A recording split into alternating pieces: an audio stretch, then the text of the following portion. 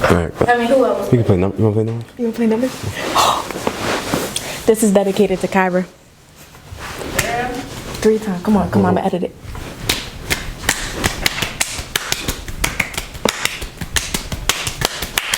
Come on, 3. No, my hand hit my hand. My hand hit my hand. I thought we was gonna make it far. No, we was gonna make it far. My hand fucked my fucking.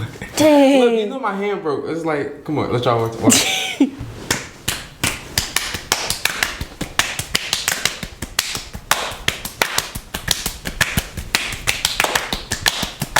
Faster. 1, 2, 3, 4,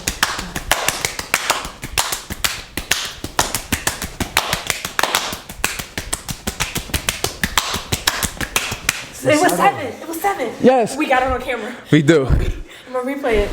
It was definitely 7, right? We was at 7. That was the 7th one. You was going 8. No. Tell us in the comments. No. Like I'm gonna instant replay it. We was at 7, and you went to go I do did an 7, one. and I did no, 7. No, we did 7. You was going to your 8th one.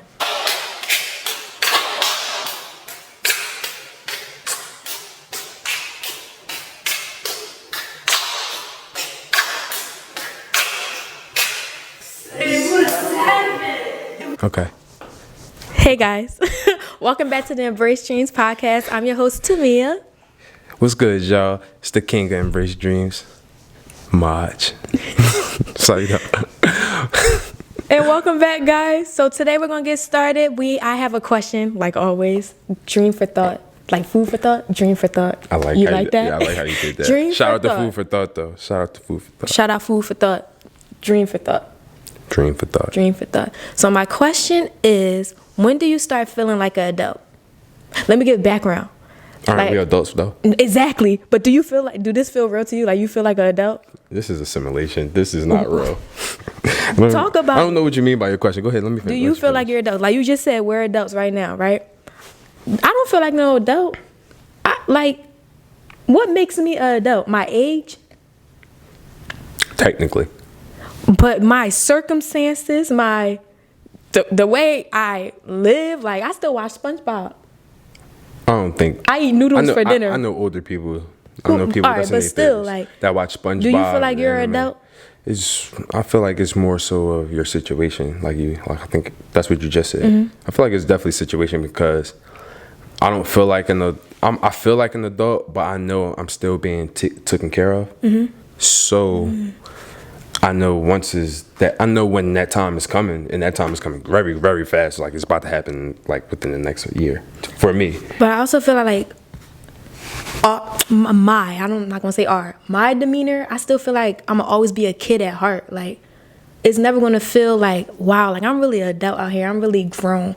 No, like I'm a kid. Think about the silly old heads that you know. They feel like kids at heart. They've been the same way. Think about it. People be like, oh, he's been crazy his whole life. Or he been wild, did a party animal his whole life. Or they always outside their whole life. They probably if they been doing it their whole lives, it's just they still feel the same way they felt when they was 20 compared to 60. And it's just like, dang, I just wish I could have met them at that age to see how much more wilder they are. Because think about it. You had a family reunion, you got the drunk uncle, but he always the life of the party. Mm-hmm. When he was 20, how much more of the life of the party was he really? Because there's no way in the world you 60 doing this. You got some time behind you to build that confidence up to be getting drunk. Like even if it's just family. Like I know some family members that simply they'll drink and won't even like dance. Shit, not that uncle. Like he gonna bust a move. But still at the end of the day, that uncle still has bills to pay. That uncle still goes home. Mm-hmm. So my thing is, I feel like when you really start, when there's no more, you always can go to mom. Well, for most people, you can always go to mom and dad, but or parent, just guardian, whoever took care of you, whoever raised you. Keep going. I do feel like you always gonna be taken care of from whoever took care of you in your entire life, but it's gonna be. I feel like. Once there's a point in time where it's like, okay, first they'll have you paying your phone bill by yourself. Like now, all right, you gotta get a job just so you can pay for your phone bill. All right, boom, now you want to do this, you want to do that. Now the first part is getting the job. Once you get a job, you be like, okay, I'm working to get this money. I'm not asking mom, dad for this. You be like, okay. you're not grown because they still paying for school. They still paying for you to buy clothes. You just spending your money just to go out with your friends, so just so you can have your own spending money. Then it's gonna be to a point where it's like, all right, they're not even buying you clothes. Now, if you want to get fresh, you want to do something, start your own brand so you can have clothes to wear. Or now you got to get a job to actually, to actually take care of yourself so you can do this, that, and the third, and grab the sneaks you want, grab the stuff you want. So I feel like once you start realizing that you're paying for everything yourself, and it's like you're not asking, when you find yourself asking for less and still doing just as much as what you want, I feel like that's when you become an adult, if that makes sense. But like, I just feel like becoming an adult, yeah, it's based off circumstance, not age. Because if you tell me right now I'm adult, I'm not an adult. I'm not grown in my eyes. There's people our age with kids, houses, and my car declined at the gas station yesterday. I'm so serious. So like, this is not real. Like, you started by saying, aren't we adults now because of our age? No. I mean, technically we adults because of our age. You've been, was you 22, 21? I'm 21. Exactly. You've been an adult for 3 years. What? 4 years. What? 18, See, 19, 20, 21. 18, I was an adult at 18. That's why I was sitting here like, dang, like, I remember I had friends that was getting tattoos at 14, 13, that's whatever. crazy. I wanted, and mind you, I've always wanted tattoos. I got tattoos now, but it's like I always wanted tattoos at that age. But I'm happy. Wait, do tattoos make you an adult though? No. Exactly. No. When you're 12, 13, and you get a tattoo, you think you're an adult because you see mostly adults with tattoos. But once I got to 18, I'm happy my mom and my dad said, no, you gotta wait till you're 18 to get tattoos and all this, that, and the third. I'm like, wow, friends got it. I was like, you're not grown, this, that, and the third. I'm like, and mind you, the stuff I wanted to put on my arm had made no sense. This compared to what I thought I wanted to do, it would have been the dumbest thing I would have ever did. I'm happy that they said no. Now it's all meaningful. So now I really have like more meanings for all tattoos I'll have and will be getting. Now, you said something that stuck out to me. You said that you said people getting tattoos. I asked, well, does getting tattoos make you an adult? You said no, but when you was 13, 12, you thought having a tattoo meant you're an adult because you see adults with that. Do you feel like that changes as you get older? So like, let's keep it for example, once you turn a certain age, you see all adults have cars. Now that you have a car, do you feel like you're an adult? No, because 9 times out of 10, your mom and your dad's paying for either your car. Well, you have to get on somebody's insurance because I don't think you can get your own insurance until like 25 or something like that. Or no, you can get your own insurance. I don't know what age, but you stay on your parents' insurance until you're like 25, 26. Yeah, so if you do like your parents' insurance or something like that, like you're still on their insurance. That's the point. Or if not, they're paying for the car note. If not the car note, they're paying for you to get it fixed, or they're giving you the money. So it's like you might got the car and you might got a job to put gas in the car, but you don't have a job to the point. You might not have a job to the point where you can get the car fixed, you can get it towed to here, and here, or you can get it this, then third, or just get a new car on your own. Like so now listen to this. You said when we were 13, you saw in your eyes you were adult because you had tattoos. Once you're like 16 and stuff like that, you feel like you're adult because you see adults with cars. Now you're at this age, you're saying you're adult because you start paying for stuff. Do you think once you hit that age, you're going to be like, dang, I still don't feel like an adult. Adults are doing this now. You get what I'm saying? Yes, but I feel like adults can take care of themselves at any given point. See what I'm saying? Like you know, it's just you got circumstances, of course, but it's like I genuinely do feel like adults can take care of themselves at any given moment. Like even if you don't got a car, as an adult, you got a phone. You can pay for your own Uber to get back and forth to work. See what I'm saying? Or you're not asking mom and dad, oh, can you take me to work? No. I'm gonna get on the bus, because my mom and my dad was like, I'm not taking you to school every day. Like, I ruined my privileges in high school. They still sent me to a good school, but it was like, no, I'm not driving you back and forth no more. Get on the bus. So now it was like, okay, Now after that, I stopped asking my parents for rides. I'll be like, oh no, I'm about to catch an Uber or I'm about to get on the bus. They'd be like, what you mean? I'm like, why you just didn't ask one of us? I was like, because I'm just not asking no more, because at the end of the day, if I can look at myself as a man, and I'm the oldest man in my house, the least I can do is make sure I can get back and forth to work without y'all having to worry about doing all this, because y'all already got a lot going on with taking my niece and nephew back and forth to school, summer camps, and doing all this extracurricular stuff. Mind you, my aunt, she 59, you know what I'm saying? Like, but she still move around like she 40 and whatever. And it's just like, all right, cool, I see you doing that, but you a grandma. I don't want you to have to worry about me. So I'm gonna just go ahead and get on the bus. I'm gonna let you know I'm leaving, this, that, and the third. I'm gonna see you when I get home. We're gonna watch a movie. This cool. But like, I try to not to be as an adult, you try to make sure you can take care of yourself and not be a hassle to other people. You know So you've been an adult? No. Because don't get me wrong, I still ask people for rides, or still ask people for this, that, and the third. Because at the end of the day, my family knows I'm doing something with my life. Like, I'm the first. I'm going to be the first male in my family to graduate since like 1970 something. That's good. Congratulations. So, thank you.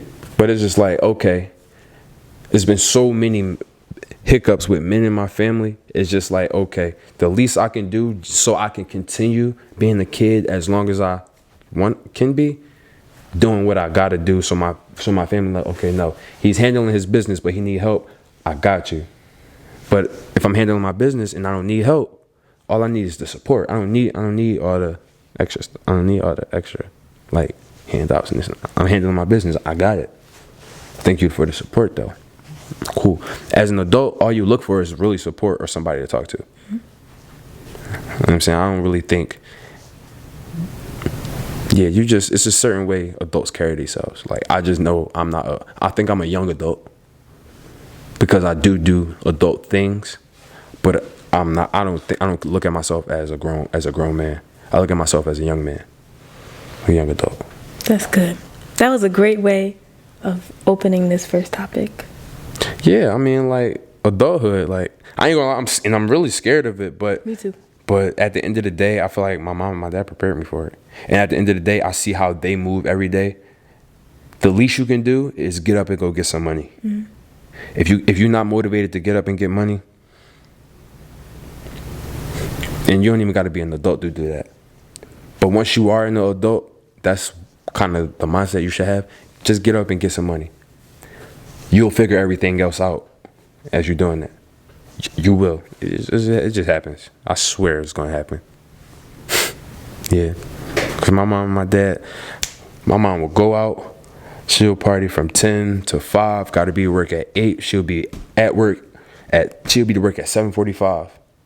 Get off from doing overtime. Get off at around like 8, 9 o'clock and do it all over again for a whole week. And then might take a break for a weekend. Just be like, all right, cool. I'm in the house. And then go do it all over again. But every day she's going to work and getting money. There's nothing I can tell my mom. It's like, okay, I see you. You still act like a kid. I see where I get my personality from. You still act like a kid a little bit. But you get your ass up and you genuinely go get money. I will always respect somebody that just get up and go get money. Don't matter what you're doing. I got another topic.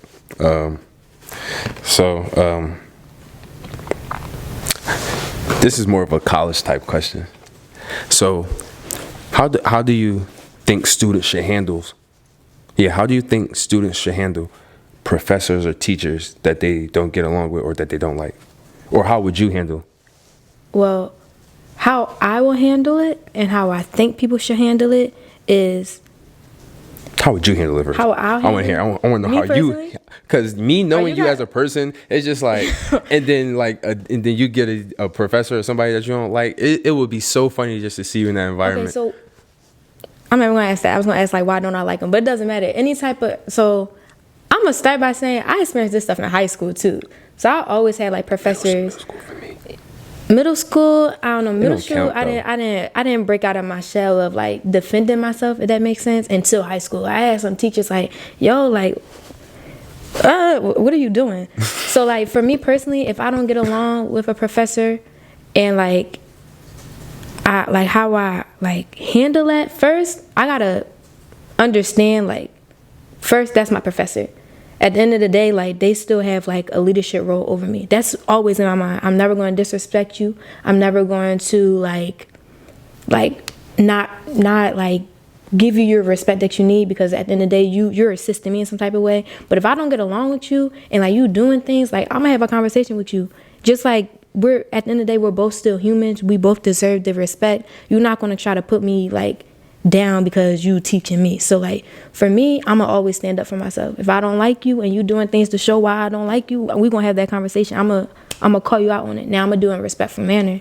I'm not gonna do it in front of people. I'm gonna probably go to your, no, I'm not gonna You do better it. than me. I wouldn't do that because I wouldn't. You want remember to the do one? that to me. Remember the class? It was a law ethics class, I think, that we took. That teacher. I didn't Okay, like. that don't count. No, that don't I was. count. Now, okay, I did that in front. Okay, that don't count because okay, that's what you should not do. That's what you should not do. Okay, we had a law and ethics class, and we was in a group project, and the teacher came around, and every time she would come to our group, like, she wouldn't give us feedback. I would be like, are we doing this correctly? Like, the whole group, like, she's like, I already know y'all got it. This, I said, okay, well, we doing, no, y'all got it. We went up and presented, and she made us a fool. She was saying, this is not what yo. So at that current moment, I said, I stopped the presentation. I was like, I don't understand what's going on, because you was just telling us we had it. Now you up here and trying to make us the butt of the joke and this, that. I remember that. Don't do that. Don't put people on the spot like that. Talk to them after words, because that shows that, like, you're respectful, and that puts a different taste in their mouth. Like, yes, I know you want to snap in that current moment, but a lot of times, like, doing it in the right way puts more of an impact. You know what I'm trying to say? Mm-hmm. So like, just because I pulled you to the side rather than putting you on the spot, they like, oh snap, like, you really sitting here and having a conversation with me like an adult. Adults. Like an adult. That's something. So you got to do it in a good manner, and you're going to realize that's getting your point across more than you know. And I have done that. Like, I started doing that in high school. I had this chemistry professor who always had an attitude. Whenever I asked a question, like, you my teacher. I'm paying, answer my question. So I had a conversation with her, and she really was telling me she ended up telling me like what was going on in her life, why she had an attitude. All you have to do is have a conversation. You did not care. I didn't. She started off by saying, yeah, I fell down the steps this morning, and went off from there. Whole time I just wanted to know how to do these chemistry calculations, converting these units. Like, have a conversation, do it respectfully. This is when you start becoming an adult, when you do things in a respectful manner, but still getting your point across. Don't call them out in front of class like that law and ethics class. How would you handle it? Oh, I would have aired her out. See, no. But the thing is, like, you actually beat me to the punch. I was gonna say something after we finished presenting. Like, I was gonna stand up there. I was going like you. So you actually caught me off surprise. I'm like, oh snap. I'm like, at least somebody's not tripping, because I'm sitting here like, bro, there's no way in the world she just said this is cool, this is fine, y'all got it, y'all got it. Here, yeah. And then you flip the whole script like, oh, I'm like, no. Like, I was gonna. If you didn't do it, I promise you, probably would have failed that class because of me saying something. Just because of that. Because that irritated me. But it was a even worse time. Well, it was a better time. I don't know if it's better or worse. I don't know. Another time. Another time, at least. So I was in high school, and mind you, this is my third high school. The high school I graduated from, MCS. So I went to private school my entire life, all the way up to junior year. Mm-hmm. So when I get to this class, I don't know if this is my junior or senior year, I forget. But I think this is my senior year. They're still learning, like, math equations and all this other stuff that I learned in 9th grade, 8th grade.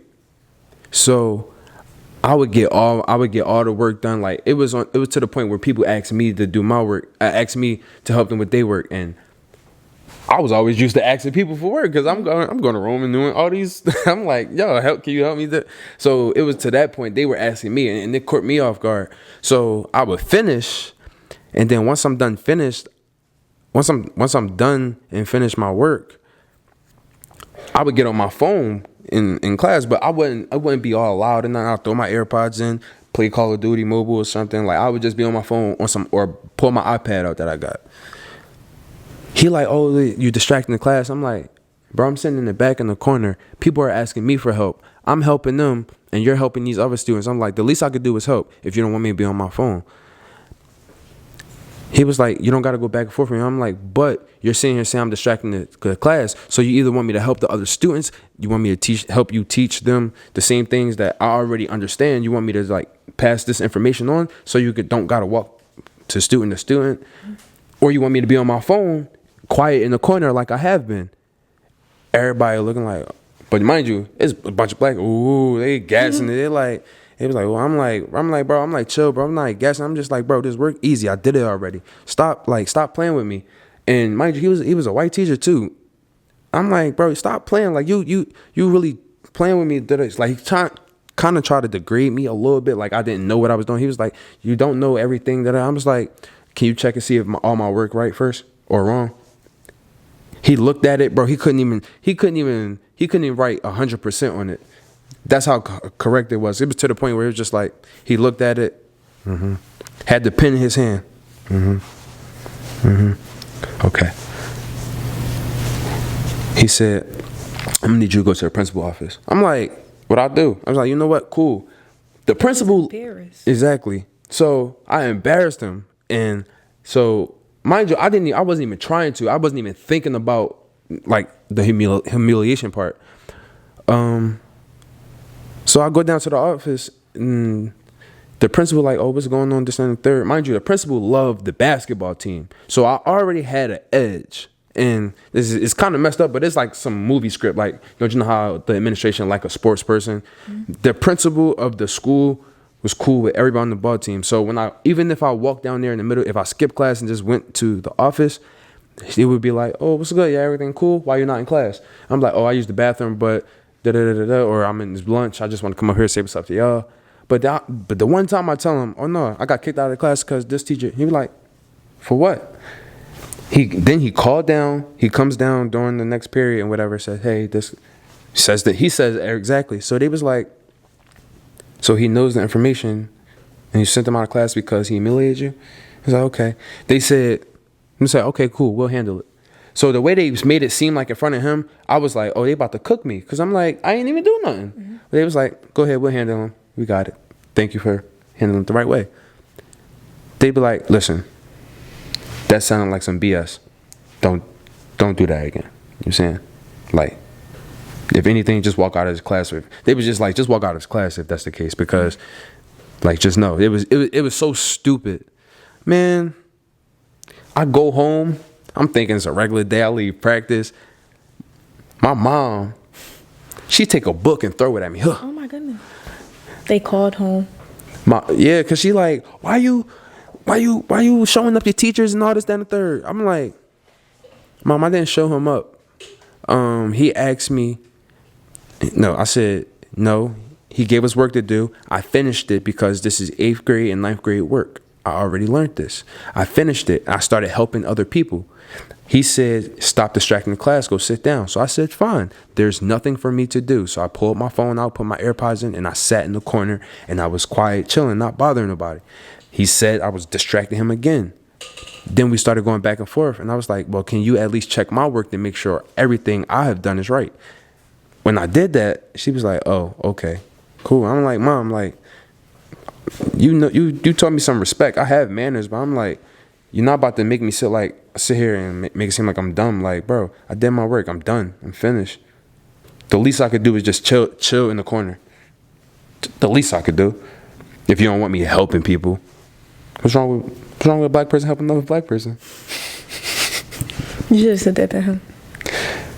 I wasn't too hip with the black on black crime and stuff. My goodness. Okay. Like, no, I knew about it, but it was more so like, it didn't really start like resonating with me until after I graduated. So it just made me mad because I'm just like, bro, you can't be serious. Like, you really upset because I know the same thing you know, and I'm trying to help the next person. Mind you, you have to teach this curriculum. So no matter if you teach it or if I help you teach it, you're going to get paid for it. I'm not. You're doing less work. When I sat back and thought about all this, I'm like, bro, he still could have been doing less work. Yeah, it's just I will never. It's I will curse a teacher or a professor out. I will if I have to. I will. No. It's been times where I this close. Y'all see this? I don't know. I'm gonna zoom in, but like this how close. This how close it is. You want? I'm gonna tell you why you shouldn't do that. It's a psychological. That's the word, psychology. Mm-hmm. Psychological thing to it. Like I saw this thing on even Instagram, on TikTok. You know how when people have road rage and like you drive past someone, you throw your middle finger up at them. You know you should put your thumbs down because it'll hurt them more. It's a psychological thing. Try it. But I say that to say like, stop. Wait, think. Stop. Oh, I'm thinking. I say that to say like, going the route that seems like the grown-up way to do, the grown way to do, the professional way to do, what is considered the right thing to do, will make more of an impact. Like cursing out that teacher right then and there, that teacher's going to get mad. That teacher is going to. I will fight a teacher too. Oh my God! See, we're going downhill. We're going downhill. I know how to use an axe and a gun. I don't care. I don't. We're going downhill. But we could go to hell if we got to.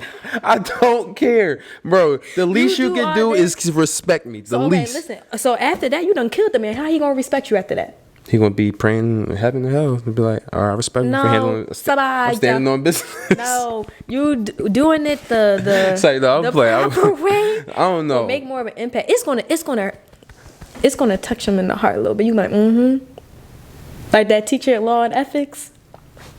I had a conversation after. I didn't apologize, but I had a conversation after, and then that teacher,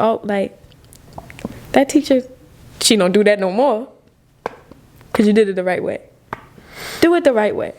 Don't throw an axe. Don't throw an axe. That just made me see. Don't curse them out. See, they got me riled up. You about to hit the mic, like the mic. You know what I'm saying? I thought like, what you doing, cuz? Like, but no, one thing I would never understand is why like certain teachers or certain professors, even like in high school and stuff, like try to belittle or make students like try to embarrass them, stuff like that. They don't expect us to talk back. So like you talking back to that teacher or even just saying something in general, he wasn't expecting that. And that's why you got in trouble. They don't expect us these days to talk back because that's not what they used to. Mind you, that school was ghetto. That school was ghetto. See, like, it was all North Philly. You was just another ghetto kid who had caught an attitude with a teacher. But no, whole time it wasn't like that. No, so that's the crazy part about it. I wasn't another ghetto kid. But that's how he saw it. That's not how he saw it. How you know what he saw? Because when I first got to MCS, I was coming from a good school, which is Roman, and I had what, straight B's. Mm-hmm. That's cool. Like I would take straight B's over any C's and anything. So I'm coming over there with that, and I'm taking way harder classes, and then I'm coming to MCS and I'm getting straight A's. Cool. So everybody know you're getting an academic person and you're getting an athlete. So all the teachers had a meeting about this kid's coming. Boom. So when I came in, my first day going to all the classes, teachers like, yes, we heard about you. This, that, and third. We know you. Just that. Cool. Welcome. And then it was that. So that's how I knew for a fact he knew. I'm like, bro.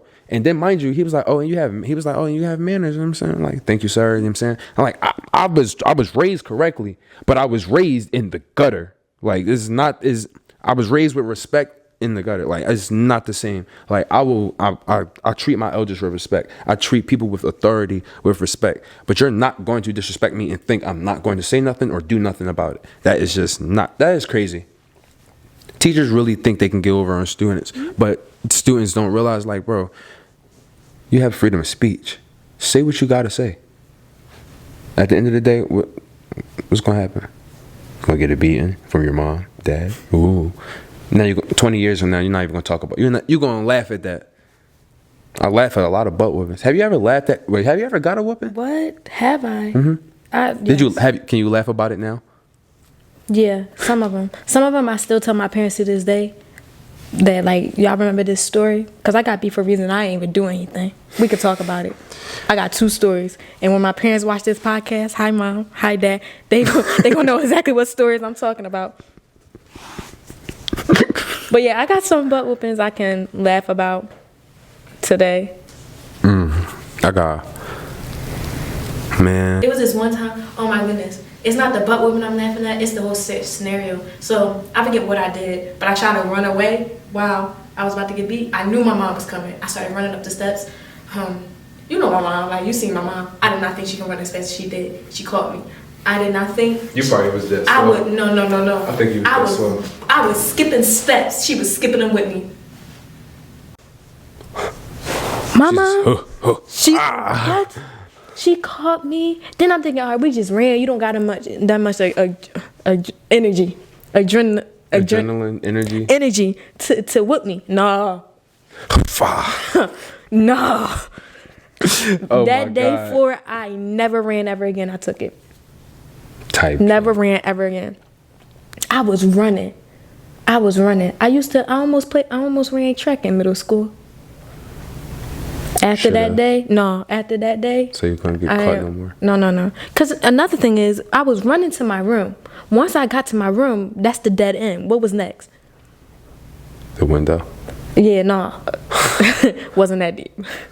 I think what did I do? There was even one day I wrote on a radiator and blamed it on my brother. Whole time it was at an age where my brother couldn't even read, let alone write. I wrote the word was. That was one of our vocabulary words. So like first grade. It was either I did that or it was this one time I opened up the door when my mom was in McDonald's because she took too long and the siren went off. I didn't know cars had sirens back then. I don't know what I was getting out to do, but she took too long and the car went off. And she knew it was me. I don't know what I did. I don't even remember because of how hard my dad hit me. I don't remember. So like I really don't know what I did. I think I did something in school and came home, staying at my grandma's house. He started talking, all of a sudden, he slapped me so hard, bro. Like, don't you know how you like go dizzy for a little bit, but your eyes are open? It's just, but it's like you hear, bro. He hit me so hard. I don't even know how I even got up and started running, but he just hit me and I ran straight to my grandma's door. I'm banging on my grandma's door like, help, help. See, and I feel like these beatings that we got as kids is what shaped us. No, the YNs today need the butt whippings I got. The YNs need those, or they need the even old fashioned ones. No, but because those butt whippings with the switches and the hangers and all that. No, y'all need a real butt whipping because this is getting out of hand in these cities. Respectfully. Not even that. Just going back to when you were saying that you had manners and you was going into your schools with manners. Kids these days, I be in the supermarket. I feel like an adult. I go to Walmart. I don't go to. You feel old. I feel old. And this little, oh my gosh, the way this little kid was on the floor crying, and their parent was telling them to get up, and they wouldn't get up. My mom would have tore. No, my dad would have and picked me up and just carried me. My mom always did it in the place you showed out at. But give them a reason. These days, you give kids these type of beatings, then you calling CPS, like that's abuse. Call CPS. My child gonna have some respect. Listen, my mom and my dad, they gave my aunts, uncles, grandmoms all whooped me as if I was their children. Like my parents gave everybody around. They had the authority to whoop. No, they just knew they had the authority. Like it was an unspoken authority. It was definitely unspoken, but it was one of them ones where it's just like when 9 o'clock hit, there's no reason you should be downstairs. You don't got to go to sleep, but all the kids need to be upstairs at least. Cool, or we need to at least be in the house. Then by 10 o'clock, we need to be upstairs because we only get an hour being in grown folks' business. So like, oh, y'all good? You smell like outside, all this? All right, go upstairs. It's grown folks' time. And then they up till 4 or 5 in the morning. And we upstairs just all over the place asleep. Like, bro, no, like, these butt whoopings, no, sign me. They need them. Listen, my child is going to get some whoopings. It might not even be from me, but grandparents, aunts, uncles gonna have that authority because you're gonna respect your elders. I refuse. And you're gonna whooping for a reason. Don't just think we was out here getting beat for no reason. You might not remember the reason either. You might not remember the reason. Man, I got whooped for. My parents had whooped me for times they didn't catch me doing it. That's like if they would have whooped me and like it was by accident. So like let's say, it's a lot of times I got beatings and I didn't do what they thought I did. So they be like, that's for something I didn't catch you doing. So I got whoopings even if they didn't know I did it. You always need one of those. No. You do. It shaped me into at the least person I one am today. At least I'm one in your respectful. lifetime. One of the ones where you I be don't do like, the why you hit me? foolishness. It's just because like I didn't catch you doing it, but I know you did, or I know you did something. And I feel like that sets a boundary between parents and their kids. It's kids these days that are BFFs with their parents, and that's their best friend stuff. Like no. I love my mom. That's my best friend too. But that's my mom. That's my mom first. That's my mom first. That's how it is with my mom is always my mom. She just started becoming my friend for real since I got older. Well, since I got to Lincoln, we becoming like the more of the friend part. But I would never curse in front of my mom. I just started. Nah, I feel like even if she gave me the authority, I wouldn't use it as a trick. It's a prank. It's a trick. I'm not doing it. At 16, I thought it was a trick, but I already didn't curse. 18, when I did, they was just like, watch your mouth, or, you know what I'm saying? But when I was with just them, or when I was in like a private setting, they didn't care. And then, long as I wasn't like cursing like at them, like directly to them, like if I'm just having a conversation and I say shit fuck damn or something, they not gonna say nothing because it's just a one-on-one conversation. I'm just using words, especially how I grew up or hearing them talk. That's how y'all talk. So I just grew up around it.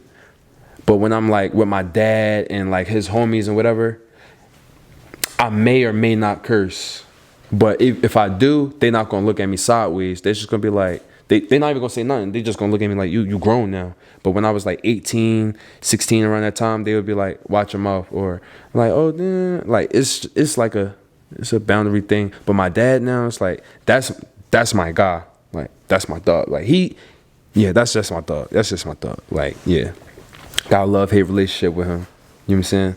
Because there was a point, there's just a lot, especially with him. You know what I'm saying? He taught me when and when not to curse. My mom too, but like just being around my dad, like, you trying to be around a man, like how you would be around your mom. That's what that was. Like my dad, he was like, you can curse me one-on-one, but when you're around the guys, try to refrain from it. Even if you do, try not to go all crazy. Cool. I feel like I would never curse in front of my dad. I'm a daddy's girl. I love my dad. I would never curse in front of my dad. Now my mom, I wouldn't curse in front of her either. But She might jump through the phone. Man. Oh yeah. I wouldn't curse in front, but like if it was like finally someone first, it'd be my mother, not my father. Okay. I don't even know what that word means, father. Right.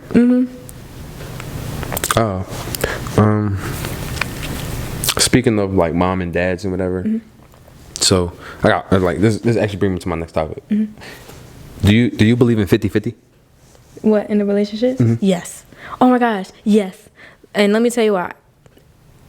Well, personally, I'm talking about me personally. I feel like 50-50 only because why I would do 50-50 because I love to give just as much as I receive. And I feel like I know how to get the feeling of when you receive something feels. I like giving other people that like same feeling, like it's good to have. And also like talking about mom and dad, my parents was like that. Like they always gave to each other. I don't know if their relationship was really like 50-50 this, that, but like I seen like they both support the relation, they both do their part and things like that. So like me in general, like I think it should be 50-50. Now I feel like it should be 50-50, but it shouldn't be tracked. And what I mean by that, let's say like you on different dates, right? I pay for one, you pay for another, and stuff like that. It shouldn't be counted. Like just because I paid for the last date, that don't mean you got to pay for the next one. No, like we went out because we wanted to go out. It doesn't matter who did it. We just know like we had that boundary set that like we both contribute. Somebody got us, one or the other, right? Or we washing the dishes or walking out, like it's just set like that. Like not saying I don't like the mindset of thinking like one person has to do it all, the other person has to do it all, things like that. I feel like at the end of the day, y'all both in a relationship to love and support and give to one another. So why not do it equally? I like that. Me personally, I believe in 50-50, but then again, it's like, it's all about, it doesn't matter if it's like financial or just mental or like whatever it could be in a relationship. It don't matter. Like, I just genuinely think that, like, you can, if I got you, I just want you to have me the same way. That's all. And that's why I feel like 50-50 is like we doing the same thing. That's what that means. It don't mean like exactly cut in the middle, you doing this and I'm doing that and that equals the same thing. No, we just got each other. We putting in the same amount. I do feel like a man should handle all of man responsibilities as well as a What's a man's responsibility? A man's responsibility is at least protecting the house. Like, I'm gonna go as simple as that. Like, just protecting the house.